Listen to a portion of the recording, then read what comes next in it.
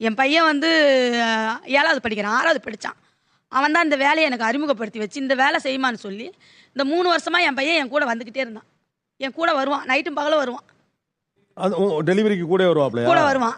அப்போ அவன் ஸ்கூலுக்கு போகிறது வரதெல்லாம் காலையில் 5 மணிக்கு எழுந்திரிச்சு ஹோம்ஒர்க் எழுதுவான்.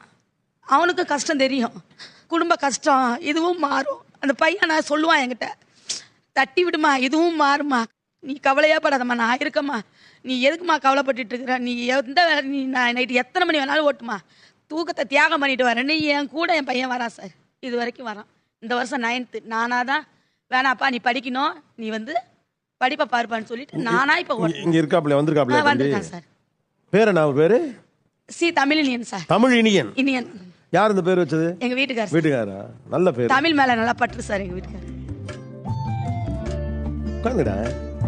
அம்மாவுக்கு இந்த வேலையை ஏன் சஜஸ்ட் பண்ணீங்க? நான் ஸ்கூல் போகும்போது யாராச்சும்